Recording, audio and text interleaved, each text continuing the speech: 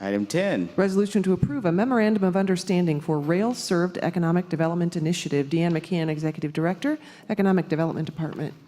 Good morning, Commissioners. It's been quite a feel-good morning, it seems like, and we'll just continue in that vein. We've got a great item before you today. Let's see. If I can move this along here. Blake, how do I use this? On the, oh, thank you. There you go.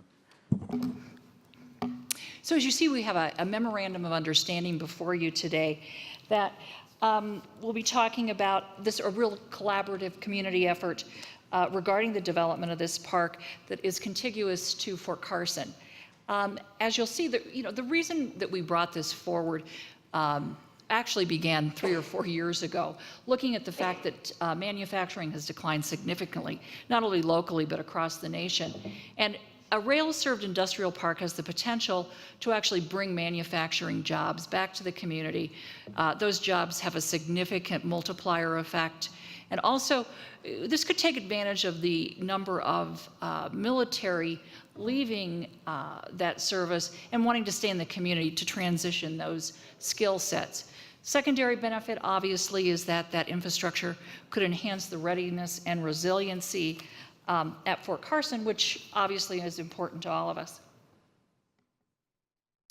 Here's a map of the area. As you'll see, it's Christian Ranch. It's a 3,000-acre ranch. And what I think is really unique about this particular area is it's served by 2 railroads, which is very difficult to find across the country, served by both BNSF and UP. We undertook an initial proof of concept report. It was not an exhaustive one. However, the initial report indicated there are no fatal flaws. Had there been, we wouldn't be here today. The county actually initiated that initial report, and over the past couple of years, we've been working with a variety of the participating jurisdictions in this to develop a memorandum of understanding.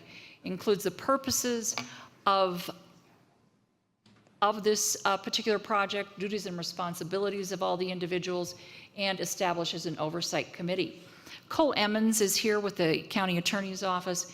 He was instrumental in developing that MOU and has worked with other jurisdictions to bring this to completion, or bring the MOU to completion. We have all the participants participating in the funding as well as the oversight committee. The participating entities, and this is probably the more critical piece, we work with the City of Fountain, the City of Colorado Springs Chamber and EDC, the Edward C. Levy Company, which is the owner of the ranch, and Colorado Springs Utilities. The first 4 members, as well as El Paso County, are the parties of the MOU. Colorado Springs Utilities is involved, obviously, because it is their rail spur that would serve this park. We do have a conditional letter of support from them.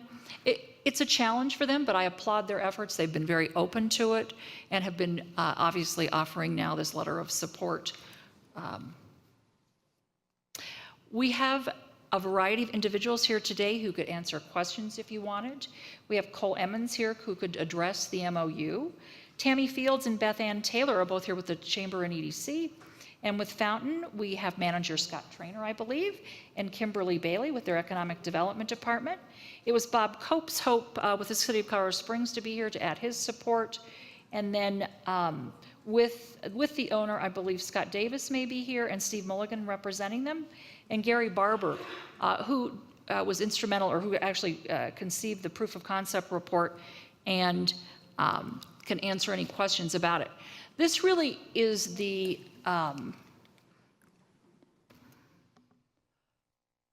these are all the steps that we'll have to go through.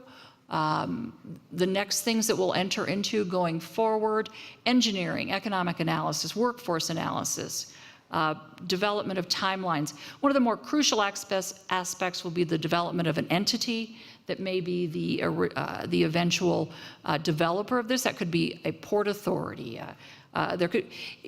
The next phase of this, which is really another starting line, is we'll take this to the next level and answer the questions that really have just been raised. As Gary Barber says often, every time you answer a question, you come up with about 10 or 12 more. And this will just lead to those next steps as we go forward to see, can we really pull this off? Is this viable? And if so, what are the next steps to do that? It's exciting. I think bringing together all of the parties has been a good exercise for us. We're learning to work together to figure out really how, this is a huge region. This could have impact on Pueblo, across our entire county. So we're excited to take it to the next step and hope that you all will support the approval of the MOU. Okay. Questions? Wow. It is good news. It is very good news. I'll open it up. Commissioner Gonzalez. Thank you, Mr. President.